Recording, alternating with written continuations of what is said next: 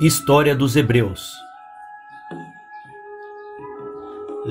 Parte 52.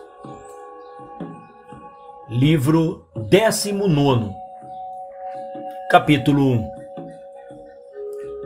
Crueldade e loucuras do imperador Caio Calígula. Diversas conspirações feitas contra ele. Jereas, ajudado por vários outros, mata-o. Os alemães da guarda desse príncipe matam em seguida alguns senadores. O Senado condena sua memória. 795.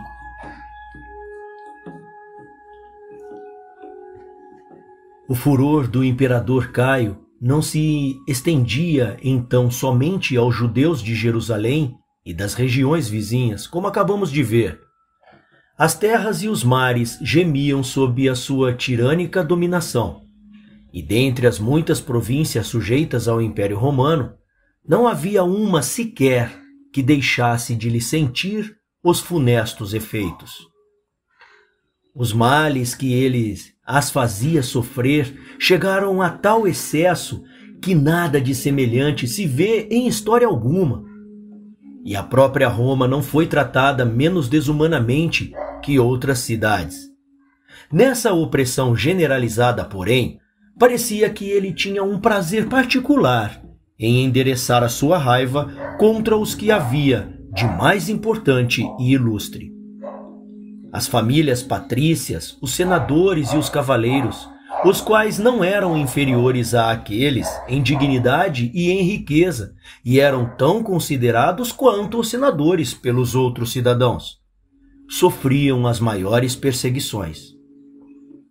Ele não se contentava em mandá-los para o exílio, em submetê-lo a 1000 ultrajes e em despojá-los de seus bens, mas chegava a tirar-lhes a vida, e os bens confiscados aos que ele mandava matar eram como uma recompensa que ele dava a si mesmo por haver tão cruelmente derramado o sangue deles. Mas se esse príncipe era tão bárbaro, não era menos extravagante. Não lhe bastava receber de seus súditos todas as honrarias que se podem prestar a um homem. Ele exigia que o reverenciassem como um deus. E quando ia ao Capitólio, que é o mais célebre de todos os templos de Roma, tinha a insolência de chamar Júpiter de seu irmão. Dentre tantos outros sinais de sua loucura, nenhum houve mais patente que a esquisitice de ir a pé enxuto de Puteoli até Misena, 2 cidades da campanha separada por um braço de mar de 30 estádios. Julgou que era indigno dele ir a uma outra cidade apenas em galeras, e que o mar não lhe devia ser menos sujeito que a terra. Assim, mandou construir uma ponte de um promontório a outro e passou por ela num carro soberbo, com a alegria de pensar que aquele caminho completamente novo era digno da majestade de um deus, tal como ele se imaginava. Não haviam templos na Grécia que ele não tivesse despojado do que possuía de mais valioso. Ordenou por um edito que lhe trouxessem tudo o que neles encontrassem de quadros raros, preciosas estátuas e outras coisas de valor consagradas aos deuses, e com eles encheu o seu palácio, os jardins e as casas de recreio que ele mantinha na Itália, porque, dizia ele, assim como Roma era a cidade mais bonita do universo, era justo que aí se reunisse tudo o que havia de mais belo no mundo. Atreveu-se mesmo a ordenar a Mêmio Regulo que lhe enviasse também uma estátua de Júpiter olímpico, que toda a Grécia venerava com honras extraordinárias e que é obra de Fídias. Mas essa ordem não foi executada, porque os escultores disseram que era impossível transportar a estátua sem quebrá-la. Pelo que se afirma, Regulo não ficou tão espantado com os diversos prodígios que aconteceram que não se atreveu a removê-la. Então escreveu ao imperador o que lhe teria sem dúvida custado a vida se a morte de Caio não o tivesse livrado daquele perigo. A horrível loucura desse príncipe, todavia, não se detinha aí. Ao nascer-lhe uma filha, ele a levou até o Capitólio e colocou-a sobre os joelhos da estátua de Júpiter, como se aquele deus fosse parente dele, e teve a insolência de dizer que a criança tinha 2 pais, mas permitia que se julgasse qual dos 2 era o mais importante. Vemos todas essas coisas com horror, e no entanto eram toleradas. Ele não teve vergonha de permitir aos escravos que acusassem os seus senhores de toda espécie de crimes. Essas temíveis acusações eram apoiadas pela sua autoridade, e bem se sabia que lhe eram agradáveis. Pólucus, um dos escravos de Cláudio, foi deste número. Ele teve a ousadia de depor contra o seu amo. Esse bárbaro imperador ainda fez questão de ser um dos juízes do próprio tio, na esperança de fazê-lo morrer como criminoso, o que, todavia, não conseguiu.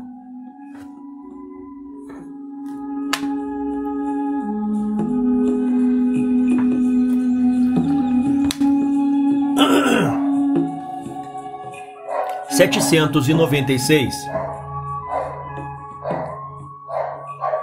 Tão odioso proceder encheu o império de caluniadores, elevou os escravos acima de seus amos e causou um infinito número de males. Por isso fizeram-se várias tentativas contra a sua vida, uns pelo desejo de vingança, devido aos que os havia feito sofrer, outros para evitar o perigo que os ameaçava, pois de nenhuma outra forma, senão tirando-o do mundo, seria possível restabelecer a autoridade das leis, a segurança dos cidadãos e a felicidade pública.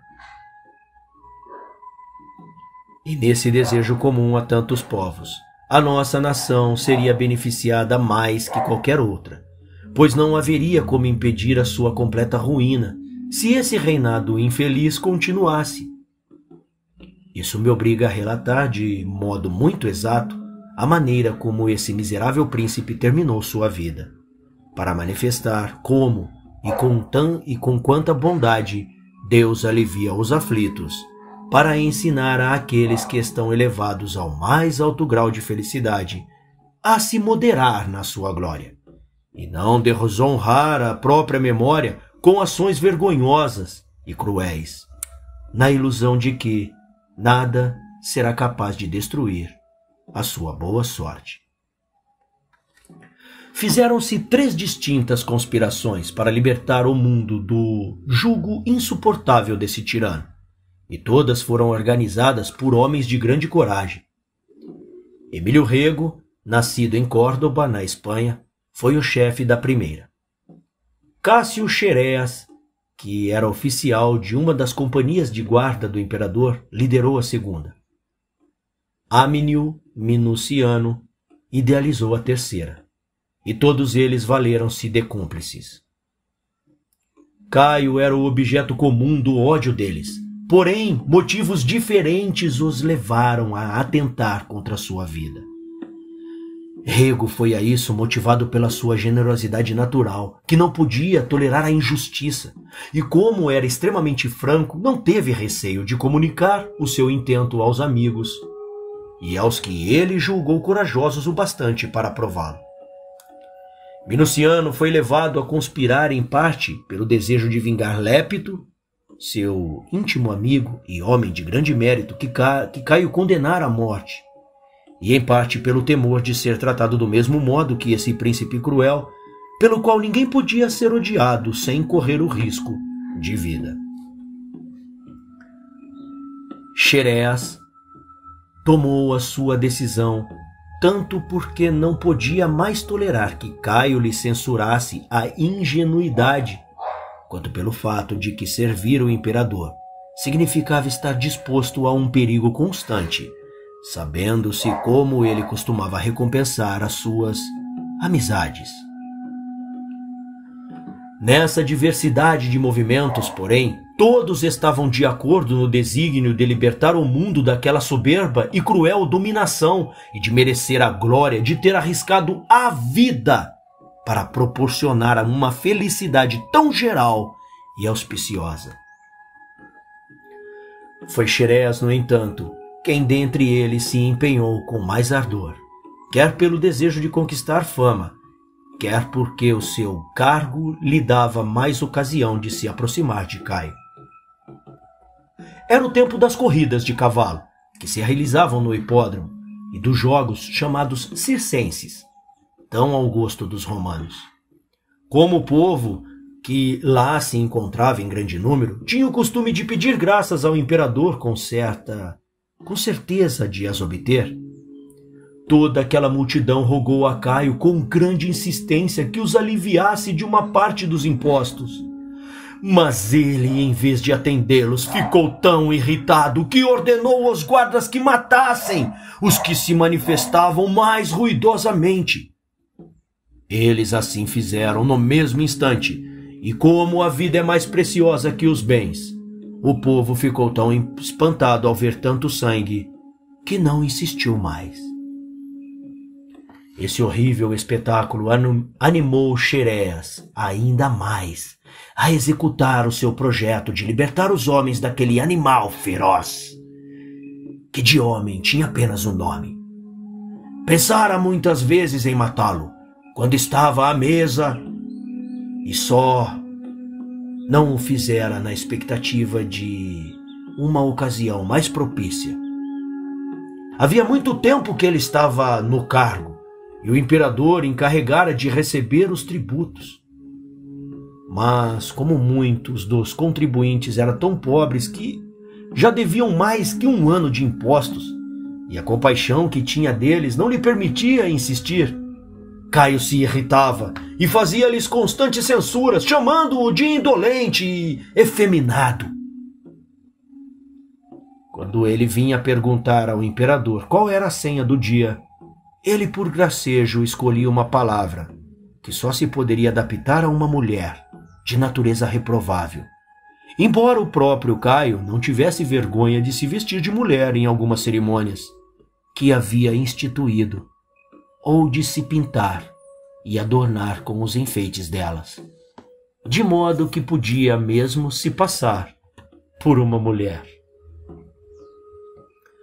O ressentimento de Xerés por este ultraje aumentava ainda por causa das zombarias de seus companheiros, que não podiam deixar de rir quando ele lhes trazia a senha, já sabendo de antemão que seria algo daquela qualidade.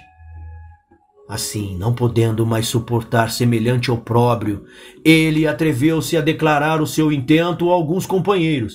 A primeira pessoa a quem ele revelou as suas intenções foi a um senador, de nome Pompédio, que já havia passado por todos os cargos de maior honra. Ele era da seita de Epicuro, e por isso pensava apenas em viver com tranquilidade. No entanto, um inimigo seu, de nome Timídio, acusou-o de ultrajar com palavras o imperador, alegando como testemunha uma comediante muito famosa de nome Quintilha, pela qual Pompédio estava apaixonado. Mas a acusação era falsa, e a mulher recusou-se a mentir, pois estava em jogo a vida de uma pessoa que a amava. Isso obrigou Timídio a pedir que ela fosse torturada. Caio, que jamais deixava de se enfurecer em tais circunstâncias, ordenou a Xeréas que o fizesse imediatamente. Ele costumava encarregar Xeréas de semelhantes tarefas, convencido de que, em função das censuras que lhe movia por causa de sua frouxidão, ele as executaria com mais rigor que qualquer outro. Quando levavam Quintilha para ser torturada, ela encontrou um daqueles que sabiam das conspirações e pisou-lhe no pé, para animá-lo a ter coragem e o certificar de que nenhum tormento seria capaz de fazê-la confessar. Xerés, embora contra a vontade, porque era obrigado, torturou-a rudemente. A mulher sofreu com uma serenidade extraordinária e ele depois levou-a até o imperador, num estado tão deplorável que, embora Caio tivesse um coração de bronze, não pôde deixar de ficar comovido. Assim, ele a declarou inocente, e também a Pompédio, e ainda mandou que lhe dessem dinheiro para consolá-la pelo que havia sofrido, pois demonstrara não menos coragem nos tormentos que felicidade nos seus dias mais prósperos. Essa atitude de Caio causou sensível dor a Xeréias, porque o fazia passar por cruel, obrigando-o a reduzir uma pessoa a tal estado que causara compaixão ao mais desumano dos homens. Incapaz de conter-se, ele resolveu falar a Pampiniano, que desempenhava um cargo semelhante ao seu, e a Clemente, que também tinha um cargo no exército. Disse ele, dirigindo-se a Clemente: Vós sabeis com que afeto e fidelidade velamos pela conservação do imperador, e como, graças aos nossos cuidados e esforços, tantas conspirações contra ele foi descoberta, as quais custaram a vida a uns e levaram outros a tormentos tão cruéis que ele mesmo chegou a ficar compadecido. Mas seriam essas tarefas dignas de nossa profissão e de nossa coragem? Clemente nada respondeu, mas o rubor que lhe apareceu no rosto demonstrava muito bem o quanto ele se sentia envergonhado por estar desempenhando semelhante mistério, e que somente o medo o impedia de condenar a loucura e o furor de Caio. Xeréias retomou seu discurso com mais veemência, e depois de mencionar todos os males com que Roma e o Império eram oprimidos, acrescentou: Eu sei que a causa disso tudo é atribuída ao imperador, mas, na verdade, é a Papiniano, a mim e a vós, Clemente, que Roma e toda a terra deveriam responsabilizar por tudo que sofrem, pois somos nós os executores das cruéis determinações de Caio.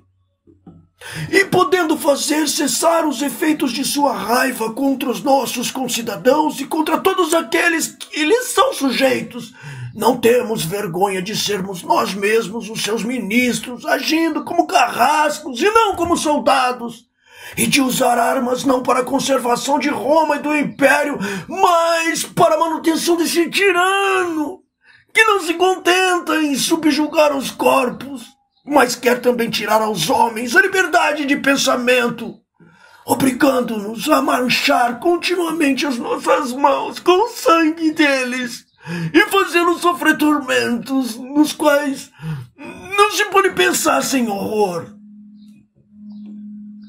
Ora, vamos esperar que ele exerça sobre nós a mesma crueldade com que nos faz tratar os outros? Ou julgamos que dela não poderemos esquivar pela obediência que lhe prestamos? Em vez de nos agradecer, ele suspeita de que fazemos tais coisas obrigados, e está tão consumado aos assassínios que estes se tornaram o seu maior divertimento. Por que então imaginaríamos que nessa multidão de inocentes vítimas de sua crueldade seríamos os únicos capazes de escapar ao seu furor? Não nos enganemos. Consideremo-nos já condenados, a menos que asseguremos a nossa vida com a morte dele. E salvando-nos, salvemos todo o Império.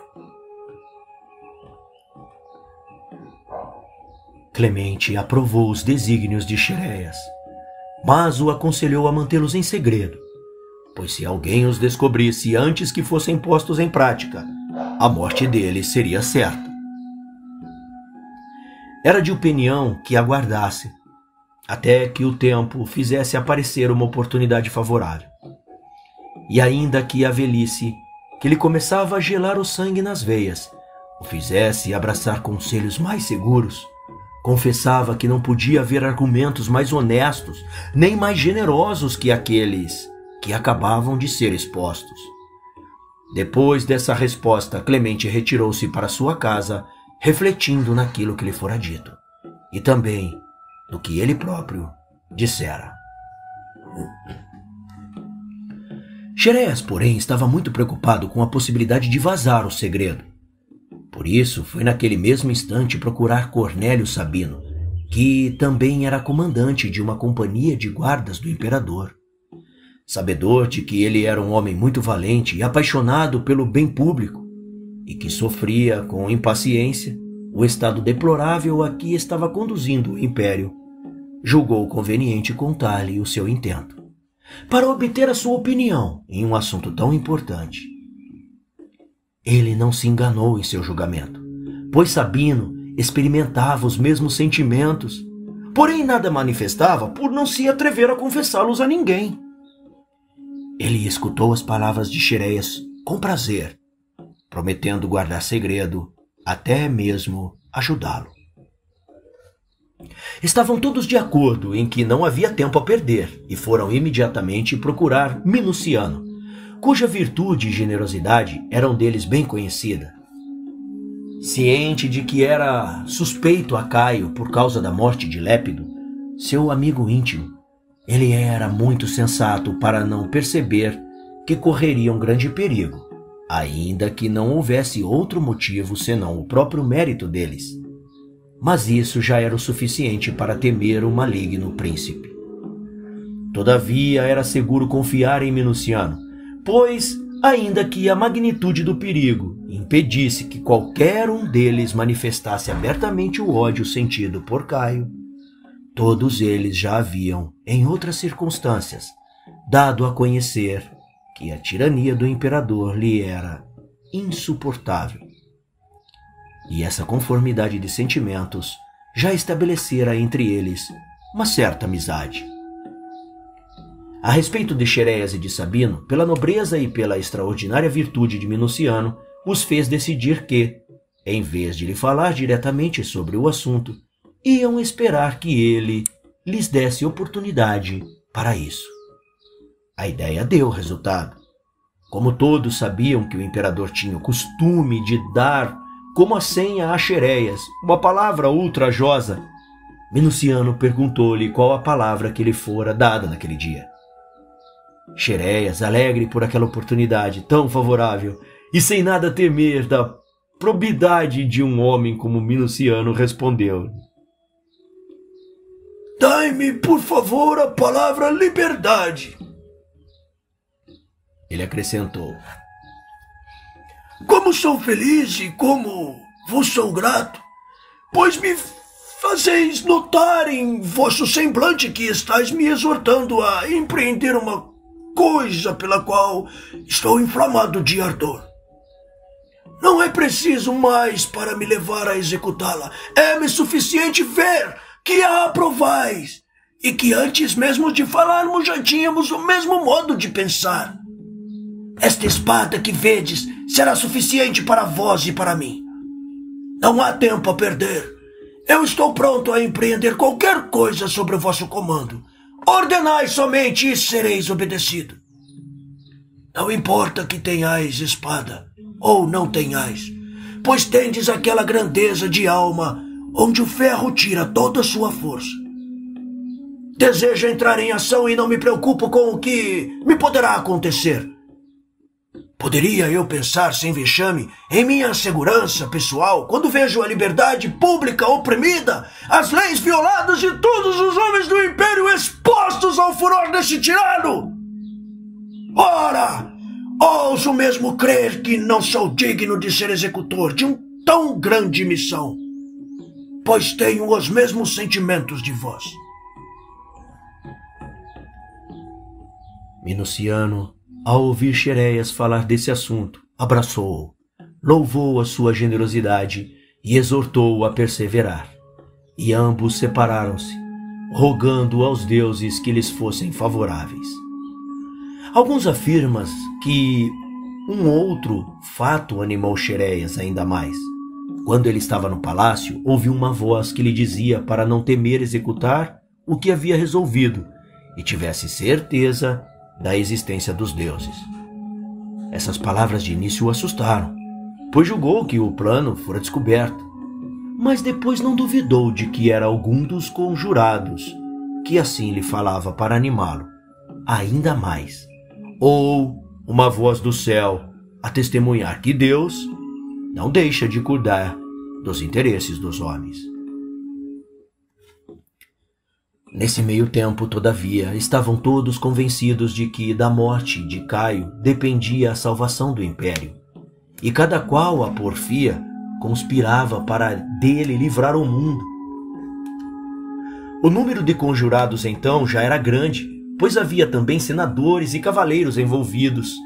Uniu-se também a eles Calisto, um liberto de Calígula que, mais que qualquer outro, estava junto dele e que se tornara tão temível que podia ser chamado companheiro de tirania do imperador. Ele não somente era muito poderoso pelo seu prestígio, mas também pelas grandes riquezas que havia adquirido vendendo a seu favor os que corrompiam com os presentes. E assim ele usava de modo muito insolente o seu poder. Ele, porém, conhecia o espírito de Caio e sabia que quando o imperador começava a suspeitar de alguém, jamais o perdoava. E mesmo que não houvesse outra razão para temer, os muitos bens que possuía eram suficientes para que esse temível senhor desejasse matá-lo. Assim, trabalhava secretamente para se colocar nas boas graças de Cláudio, que talvez sucedesse a Caio no império. Disse-lhe que o imperador lhe havia ordenado que o envenenasse, mas ele se havia servido de diversos pretextos para diferir a execução daquela ordem tão cruel. Para mim, creio que era invenção com o propósito de granjear mérito perante Cláudio, pois se Caio tivesse dado essa ordem, não havia probabilidade de Calisto não ser castigado em seguida por ter deixado de cumpri-la. Cláudio, no entanto, ficou convencido de que os deuses usaram Calisto para salvá-lo do furor de Caio e agradeceu-lhe muito por se recusar a executar aquele serviço. A realização dos desígnios de Xireas estava sendo adiada por causa da morosidade de alguns conjurados, embora ele afirmasse que todo o tempo era próprio para levar a efeito o que pretendiam, quer enquanto Caio se dirigia ao Capitólio para oferecer sacrifícios por sua filha, quer no momento em que, do alto de seu palácio, lançava ao povo, na praça, moedas de ouro e de prata, quer durante a celebração de certas cerimônias que ele mesmo havia instituído. Embora estivesse sempre rodeado de pessoas prontas a defender a sua vida, o imperador de nada desconfiava e julgava-se em perfeita segurança.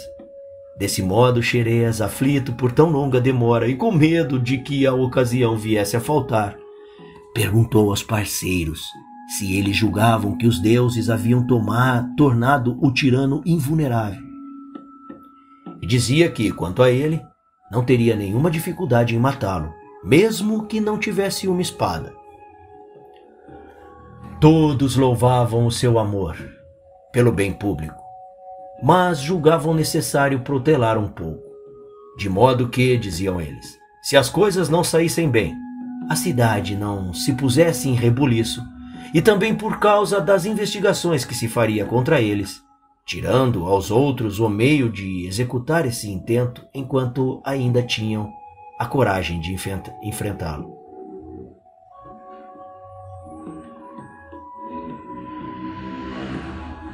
Eles achavam mais conveniente aproveitar a ocasião dos jogos instituídos em honra a César, o qual, para se elevar ao soberano poder, foi o primeiro a suprir a liberdade dos romanos, mudando a república em monarquia, porque além da grande multidão de povo que acorria ao teatro, que então se situava-se em frente ao palácio, todas as pessoas pertencentes à nobreza de Roma para lá se dirigiam com as suas mulheres e filhos. O imperador lá se encontraria também, e seria difícil em tão grande aperto que eles, que velavam pela sua segurança, pudessem então protegê-lo do ataque dos conspiradores. Xeréias aceitou a sugestão e adiou a execução para o primeiro dia dos jogos. Porém, o destino prevaleceu sobre essa deliberação, e com dificuldade só o puderam fazer no terceiro dia, que era o último desses espetáculos. Antes, Xeréias reuniu os conjurados e falou-lhes: que censuras não merecemos por esse tempo que passou sem que tentássemos executar o nosso plano. Pois temos motivos para temer que fomos descobertos. Caio, se formos descobertos, Caio venha a redobrar o seu furor, e em vez de darmos liberdade ao Império pela sua morte, iremos apenas, com a nossa fraqueza, contribuir para lhe fortalecer a tirania. É assim que devemos trabalhar pela nossa segurança e pela de tantos povos. Será esse meio o qual adquirimos fama e glória imortais? Ninguém ousou contradizer um discurso tão corajoso. Estavam todos atônitos, que ficaram em silêncio. Ele acrescentou: acaso pretendeis adiar ainda mais? Não sabeis que hoje é o terceiro dia, o último, destes jogos que Caio está prestes a embarcar para Alexandria a fim de conhecer o Egito? Julgais então que devemos deixar escapar esse monstro, que causa horror à natureza, ou permitir que ele triunfe tanto por mar quanto por terra sobre a fraqueza dos romanos? Ou desejais que algum egípcio mais corajoso que todos nós tenha a honra de restaurar, pela morte desse tirano, a liberdade oprimida? Quanto a mim, estou resolvido a não perder mais tempo em vãs deliberações, e o dia não passará sem que eu me desobrigue do que devo à minha pátria. O que a sorte determinar, receberei com alegria. Prefiro isso a tolerar que um outro me arrebate a glória de libertar o mundo de um homem que a todos aterroriza.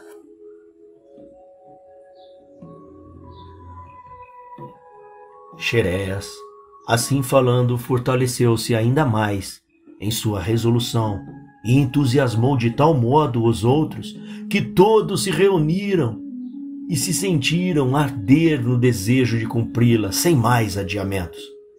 Aconteceu que, por acaso, aquele dia era o dia em que Xeréias devia pedir a senha ao imperador. E assim ele entrou no palácio com a espada erguida, segundo o costume que obriga o comandante da guarda. E assim fazer quando em cumprimento de um dever do cargo. Uma grande multidão de povo já se encontrava no palácio, e todos procuravam obter um lugar, porque não havia reservas, nem para os senadores, nem para os cavaleiros. Cada qual se punha onde queria, misturando-se homens com mulheres e senhores com escravos. O imperador sentia prazer em ver essa desordem. Em seguida fez um sacrifício a Augusto, o César, em honra do qual os jogos eram celebrados. Aconteceu que uma gota de sangue da vítima caiu sobre as vestes de Asprenas, que era um dos senadores, o que lhe serviu de péssimo augúrio, pois ele foi morto no tumulto que se levantou em seguida. Caio riu-se à vontade e notou-se, com espanto, como uma coisa extraordinária, que o imperador, contra sua natureza, naquele dia demonstrava grande afabilidade e bom humor. Terminado o sacrifício, Caio, acompanhado por aqueles a quem mais estimava, foi sentar-se no teatro, no lugar em que lhe fora preparado. O teatro era de madeira e construído todos os anos. Tinha 2 portas, uma no interior que dava para a grande praça e outra em frente ao pórtico, por onde os atores entravam e saíam sem incomodar os espectadores. Fizera-se também uma passagem dividida por uma cerca de madeira, onde os atores e os músicos se colocavam. Depois que todos tomaram seus lugares, Xeréias e os demais comandantes da guarda ficaram bem próximos do imperador, que se havia posto do lado direito do teatro. Batívio, senador, que havia sido pretor, perguntou baixinho a Clívio, que já fora cônsul e que estava sentado perto dele, se não tinha ouvido falar de nada. Tendo este respondido que não, Batívio acrescentou: Vereis hoje representar-se uma peça que acabará com a tirania. Clívio retrucou: Cale-se, para que algum grego não nos venha a escutar. Com essas palavras, ele fazia alusão a um verso de Homero. Em seguida foi atirada ao público grande quantidade de frutas, e pássaros muito belos e raros também foram soltos. Caio sentia prazer em ver os pássaros disputando as frutas e o modo como o povo se esforçava para apanhá-los. Aconteceram em seguida duas coisas que poderiam passar por presságios. A primeira, que no teatro se representava um juiz, o qual, tendo sido acusado de um crime, fora punido com a pena de morte. A outra, que se apresentava a tragédia de Cinira, na qual ela e Mirra, sua filha, eram mortas. Ao redor dessas três pessoas foi espalhada uma grande quantidade de sangue, que se havia trazido para este fim, ao se lhes representar a morte. Acrescente-se a isso que fora naquele mesmo dia que Filipe, filho de Amintas, rei da Macedônia, tinha sido outrora morto por Pausânias, um de seus amigos, quando ia para o teatro. Como aquele era o último dia da festa, Caio estava para resolver se ficaria até o fim ou se iria tomar seu banho e cear, para regressar em seguida como de costume. Minuciano, que estava sentado perto dele e tinha visto Xeréia sair, temendo que viesse a faltar a oportunidade de se executar o plano, levantou-se para ir animá-lo, mas Caio o agarrou pelo manto e disse-lhe, de maneira obsequiosa: Onde vais agora, homem de bem? Essas palavras o detiveram, e ele tornou a sentar-se. Porém, não podendo vencer aquele temor, levantou-se uma segunda vez e Caio não tentou mais retê-lo, pois imaginou que ele tivesse alguma necessidade urgente que o obrigava a sair. Logo em seguida, Asprenas, que estava ciente de tudo, convenceu o imperador de que era melhor ir ao banho e cear, para depois voltar ao espetáculo. Xeréias, no entanto, havia colocado cúmplices nos lugares mais próprios para o seu intento, e ansioso por causa da demora, pois já era a hora 9 do dia, resolveu voltar ao teatro e terminar logo o trabalho. E ainda que soubesse que esse gesto poderia custar a vida de algum senador ou cavaleiro, considerou que a liberdade pública era preferível à conservação da vida de alguns cidadãos. Mas, quando ele se dirigia para o teatro, um rumor que ouviu deu-lhe a entender que Caio havia saído para ir ao palácio. Os conspiradores, nesse momento, romperam a multidão como se fosse por ordem do imperador, mas na realidade era para matá-lo mais facilmente, quando ninguém mais estivesse entre eles e o soberano. Cláudio, seu tio, Marcos Vinícius, que desposara sua irmã, e Valério Asiático, procônsul, os quais, pela condição, não podiam ser impedidos de se retirar, caminhavam diante dele. Paulo Arúncio ia atrás dele.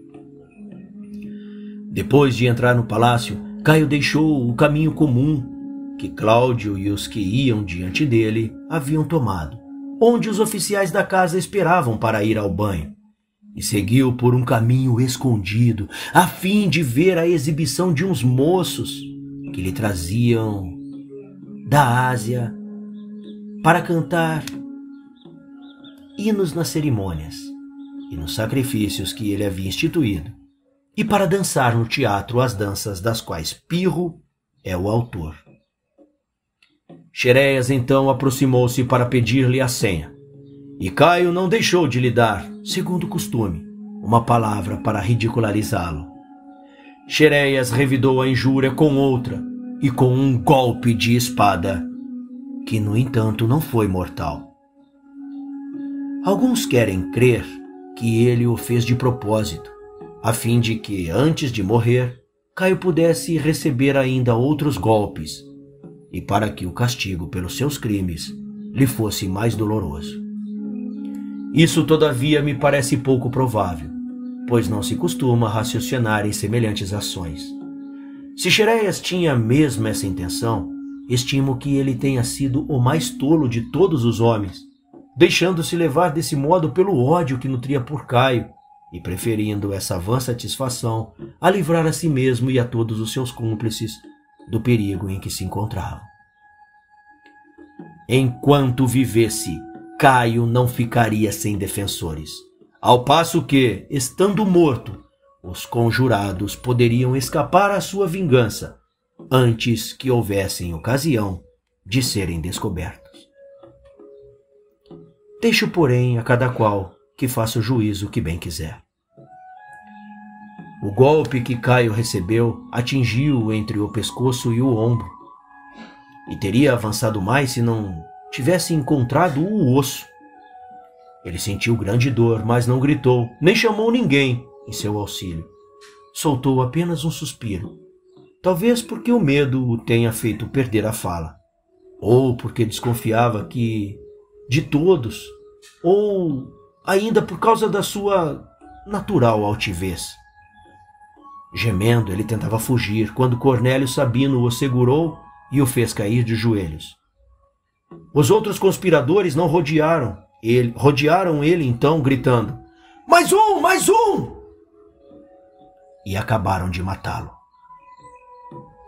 Dentre os muitos golpes que recebeu, disse que Áquila desferiu o que livrou o império, por sua morte, daquela intolerável tirania. No entanto, cabe a Xeréias a principal glória, pois ainda que vários outros tivessem tomado parte na empresa, ele foi o primeiro a conceber a ideia, a infundi-la nos outros e a propor os meios de executá-la. E depois, vendo-os assustados com a grandeza do perigo, renovou-lhes a coragem. Por fim, logo que se apresentou a ocasião, atacou o tirano. Deu-lhe o primeiro golpe e deixou-o semi-morto aos demais, para que lhe tirassem o que ainda restava de vida.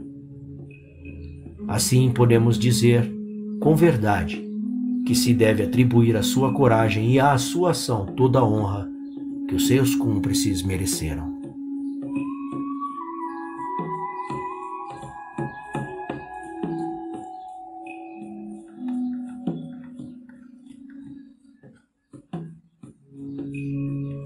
Depois de tão grande feito, por causa do perigo em que os punha a morte de um imperador loucamente querido pela população e que mantinha muitos soldados, a dificuldade era retirar-se dali. Como lhes pareceu impossível voltar por onde haviam entrado, porque aquelas passagens eram muito estreitas e estavam cheias de oficiais e de guardas, que o dever do ofício reunira naquele dia de festa, saíram por outro caminho, para o palácio de Germânico, cujo filho havia acabado de se matar.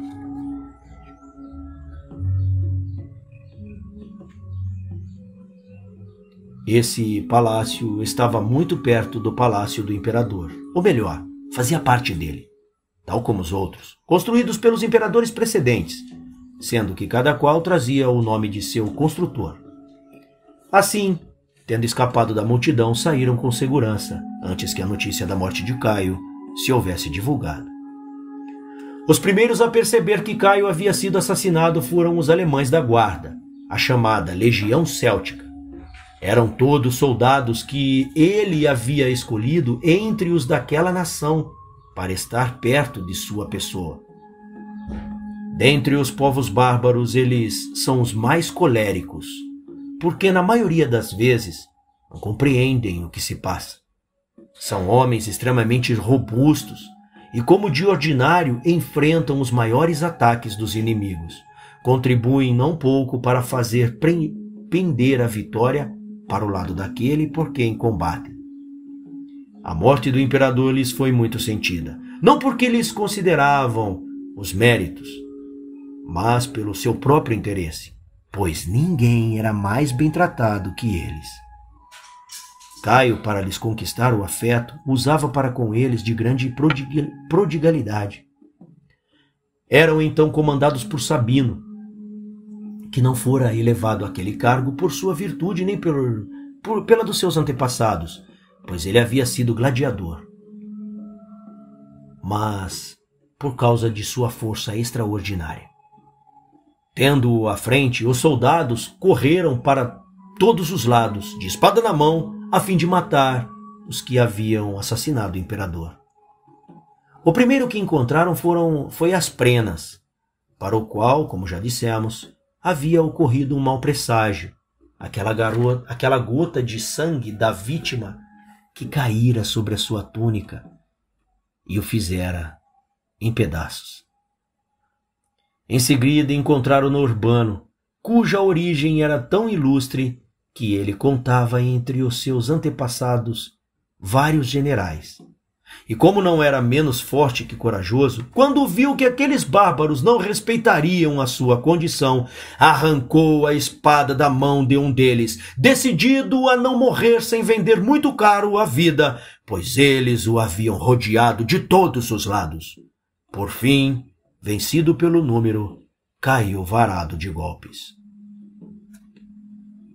O terceiro dos senadores a experimentar a raiva dos alemãos foi Anteio, o qual pagou com a vida o desejo de ver o corpo de Caio. Como o ódio que lhe votava não podia ser maior nem mais justo, porque esse cruel príncipe, não se contentando em lhe exilar o pai, mandara-o matar no seu desterro. Ele saciava os olhos com aquele espetáculo, que lhe era assaz agradável, quando vários soldados vieram em sua direção. Fugiu para se esconder, mas não pôde evitar de cair na mão daqueles homens furiosos, que não poupavam a vida, nem os inocentes, nem aos culpados.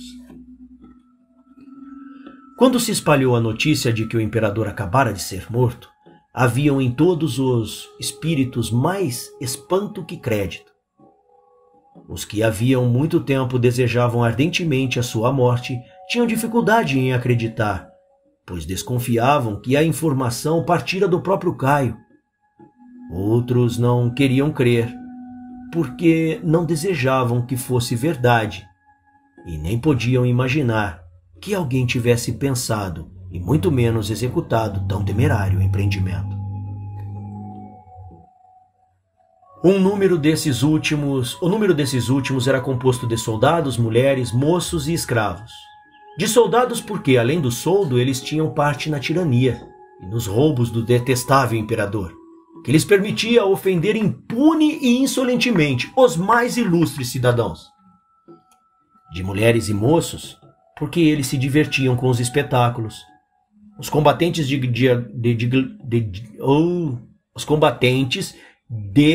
gladiadores e outros divertimentos em que Caio era pródigo, sob o pretexto de querer contentar o povo, mas na verdade o fazia para satisfazer a própria crueldade e loucura. De escravos, porque lhes dava liberdade, não somente para desprezar, mas também para acusar falsamente os seus senhores, sem temor de qualquer castigo, pois nada era mais fácil que obter desse príncipe o perdão pelas calúnias. E eles sabiam que, dando notícia do dinheiro que os seus senhores possuíam, obteriam a liberdade e a 8ª parte do confisco destinada aos denunciadores. 797. As pessoas da nobreza, embora algumas ou porque desejavam a morte do imperador, ou porque tinham algum conhecimento da conspiração, acreditassem que a notícia era verdadeira, não ousavam manifestar a sua alegria, nem mesmo demonstrar que escutavam o que se dizia, de modo que, se fossem enganados em suas esperanças, não pagassem caro pela exposição de seus sentimentos. Os mais bem informados sobre a conspiração eram os mais reservados, porque não se queriam tornar suspeitos àqueles que desejavam que Caio ainda vivesse, os quais não os deixariam viver se a notícia fosse falsa. Correu também insistentemente o boato de que o imperador havia sido ferido, mas não estava morto. Não se sabia, portanto, em quem acreditar, pois os que davam as notícias ou eram suspeitos de favorecer a tirania ou a odiavam tanto que não se podia prestar fé ao que eles diziam, pois estes eram movidos mais que qualquer outra coisa pelo desejo de que fosse verdade. Aquele boato sucedeu outra notícia, que perturbou ainda mais a nobreza, pois dizia que Caio, sem permitir que lhe tratassem as feridas, se dirigia ensanguentado à praça para falar ao povo.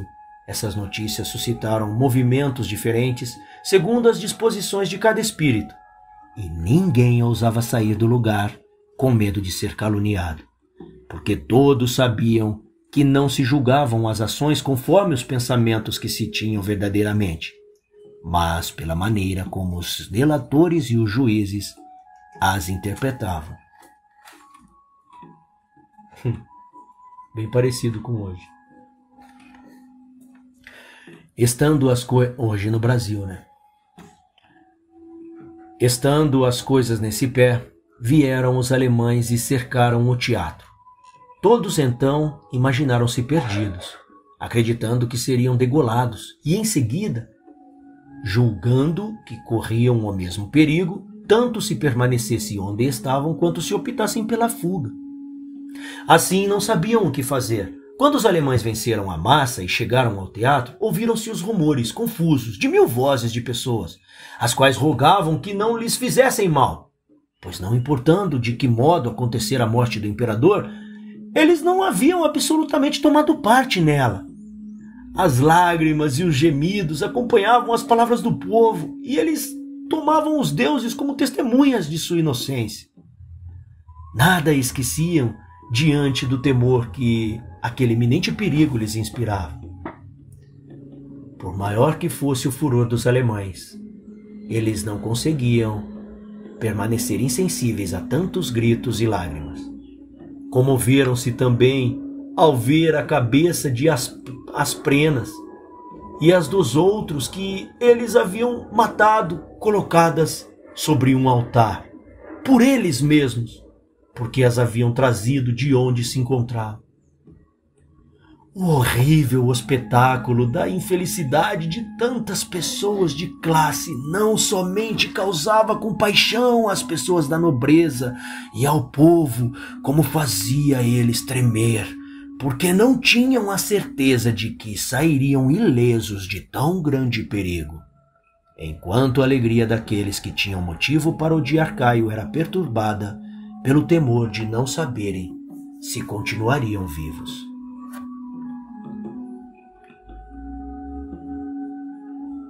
Neste mesmo tempo, um pregoeiro público de nome Arúncio, que tinha uma voz muito forte e era muito rico e querido pelo povo, apareceu no teatro em vestes de luto e com todas as demonstrações de grande dor.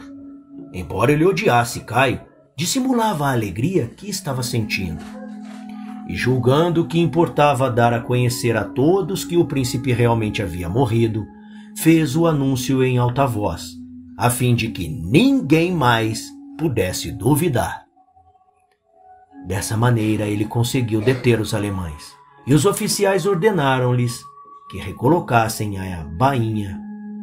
a espada na bainha.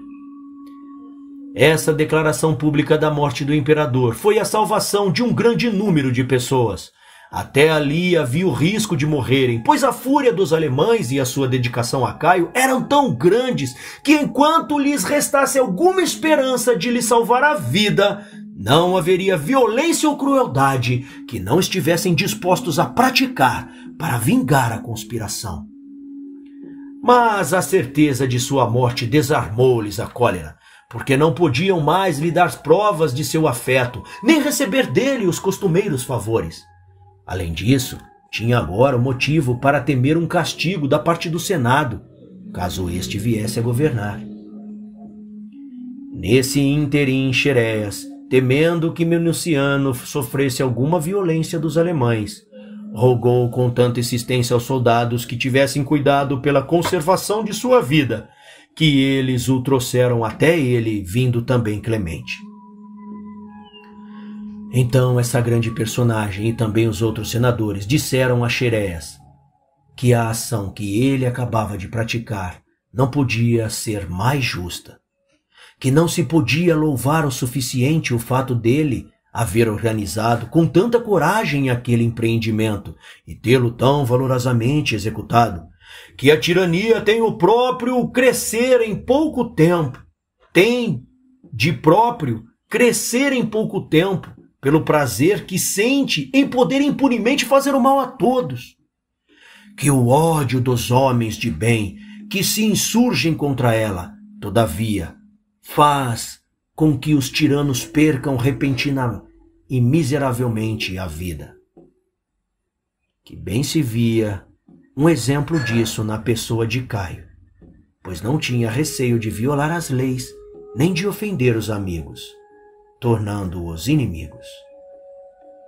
E que, assim, ainda que ele tivesse recebido a morte de suas mãos, na verdade, ele próprio provocara o seu fim. Os guardas se retiraram do teatro, e os que se haviam reunido em grande número para assistir aos jogos, após tão grande tribulação, começaram a se levantar, a fim de se colocarem em segurança. Tiveram essa oportunidade quando um médico de nome Arcion, ao qual havia obrigado a curar alguns dos feridos, fez sair os seus amigos sob o pretexto de que iriam buscar medicamentos, mas na realidade os estava afastando do perigo. 798. O Senado reuniu-se em seguida no palácio. O povo acorreu em massa e com o tumulto para a grande praça do mercado. Um e outro pediam castigo para os que haviam matado o imperador. O povo com ardor e o Senado apenas na aparência. Uma tão grande comoção obrigou o Senado a mandar buscar Valério Asiático, que fora cônsul. E o povo lhe dizia, com impaciência, que não compreendiam como ainda não estavam presos os conspiradores. E perguntando-lhe quem havia sido o autor do assassinato, ele respondeu: desejaria que fosse eu! O Senado publicou em seguida um decreto pelo qual condenava a memória de Caio e ordenava a todos que se retirassem, os cidadãos romanos para suas casas e os soldados para os seus quartéis. Prometiam aos primeiros uma grande diminuição de impostos e aos últimos recompensas, se eles permanecessem em seu dever. Isso porque havia o temor de que eles, caso se sentissem desgostosos, praticassem em Roma toda espécie de violência e, não se contentando em saquear as casas particulares, fossem levados a cometer sacrilégios, não poupando nem mesmo os templos.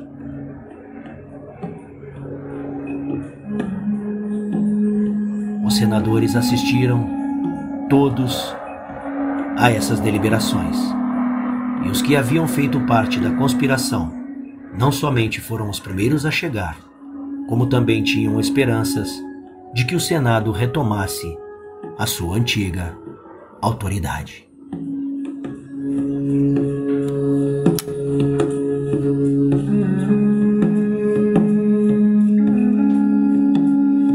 Continua no próximo capítulo.